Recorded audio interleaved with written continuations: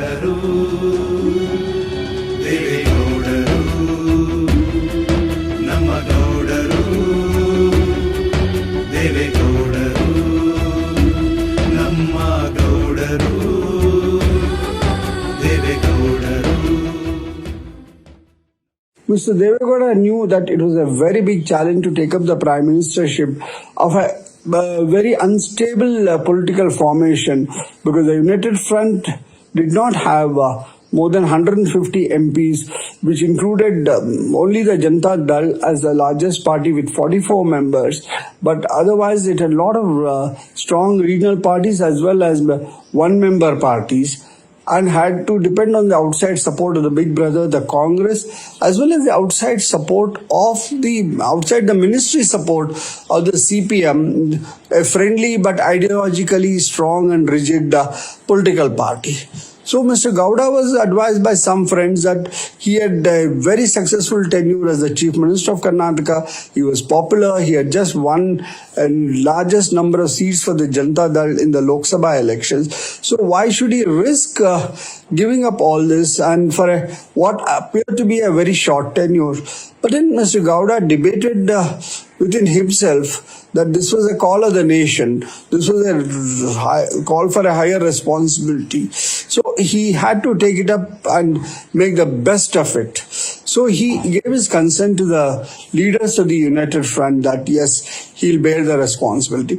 And after the 13-day government of Atal Bihari Vajpayee collapsed due to lack of majority, Mr. Gowda was invited by the President Dr. Shankar Dayal Sharma to take oath as Prime Minister. It was a government of enormous possibilities but also challenges.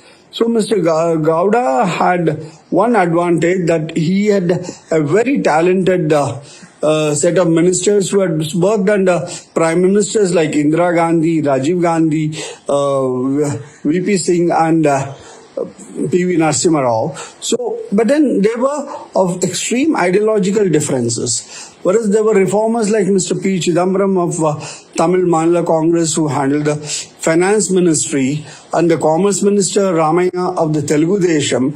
There were extreme leftist ministers like Home Minister and Parliamentary veteran Indrajit Gupta and Agriculture Minister Chaturanand Mishra. And there were the middle of the road ministers like External Affairs Minister Indra Kumar Gujral and Human Resource Development Minister S.R. Bommai. Then there were also socialist regional leaders like the Defence Minister Mulayam Singh Yadav. So it was a cabinet of talent, but it needed very, very dexterous management by the Prime Minister. So Mr. Gowda had certain clarity about how to go about it. Firstly, he wanted the Prime Minister's office to be one of integrity. He chose an officer who had served extensively in the state, center and in international organization, known for his impeccable integrity as the principal secretary. And he told this officer that he had to ensure that every file was vetted carefully, eliminate any aspects of corruption and irregularities, and so that the Prime Minister's office remained above any charges of corruption, which was a very important step he took, because this helped not only in handling the pressures which came on a Prime Minister considered to be weak, heading a very unstable coalition, but also the temptation of the bureaucracy to play games, because the principal secretary was a tough man. To convince him about any decision would take time and also convincing. That's what happened. So it was a good beginning he made with the appointment of a good team of officers in his own office. Mr. Gowda set out some of the priorities.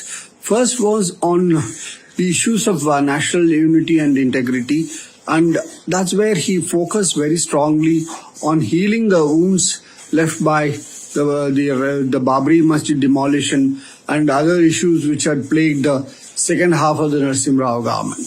So he wanted strong efforts to be made for conciliation of the communities and religions, and he made his best efforts to have an agreement on the Ayodhya dispute. He made a lot of efforts to talk to cross section of people, leaders, and though his efforts did not give a final solution, it brought down the temperature quite considerably. The second big thing he wanted to work on national integrity was to restore confidence among the people of Jammu and Kashmir and for the rest of the country that Jammu and Kashmir is a democratic integral part of India. So, despite advice from the military and intelligence services and skepticism in all political parties, Mr. Gowda went ahead with the elections to the Jammu and Kashmir Assembly and directed that it should be conducted in a free and fair way. The Election Commission was given a free hand and the military and intelligence agencies were told not to interfere in favor or against any political party or candidate. So it was the freest elections in the valley after more than 20 years. So there was a lot of hope generated in Jammu and Kashmir. Then the other important thing was the long festering separate nation demand by the Naga community in Northeast. So Mr. Gowda took major efforts to talk to the NSCN, not only in India but during his foreign trips, so that the framework for a long-lasting agreement with the NSCN was laid during his time. So this was another major effort where and then similarly on gender equity, he initiated the process which had been stalled for 33% reservation for women in highest elected bodies of the country. I mean, it is a dream which is still pending at the Lok Sabha and state assembly levels, but then the process had begun during his time.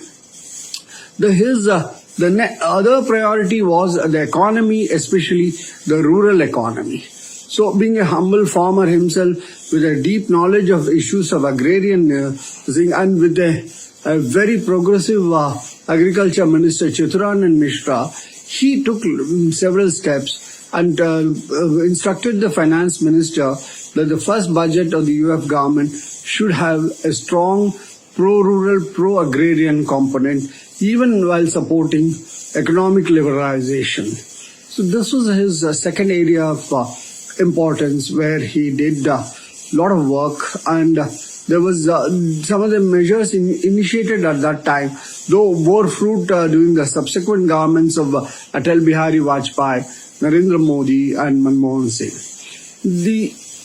Another very important subject where he gave a lot of emphasis was on development of infrastructure.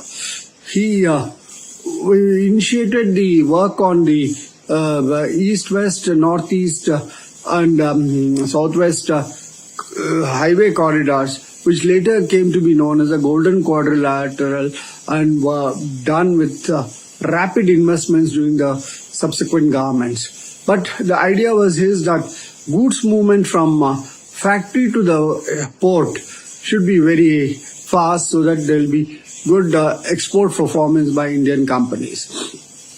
Also, he started the initial work for Delhi Metro, which had been stalled for a long time, and within a period of 25 years, the country has a major network of metro systems in almost all major urban cities.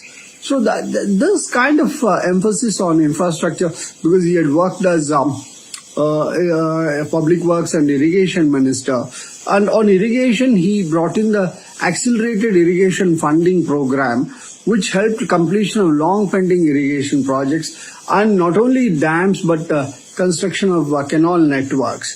So there were a lot of such initiatives which were taken during the short 11-month period of the Gowda government, and of course, it's a matter of speculation. If you had a full majority, if you had a political and other backing without constantly attending to squabblings with the inside and outside partners, what more he could have achieved.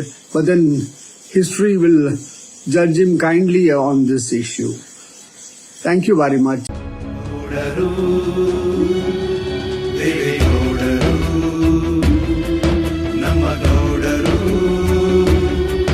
ದೇವೇಗೌಡರು ನಮ್ಮ ಗೌಡರು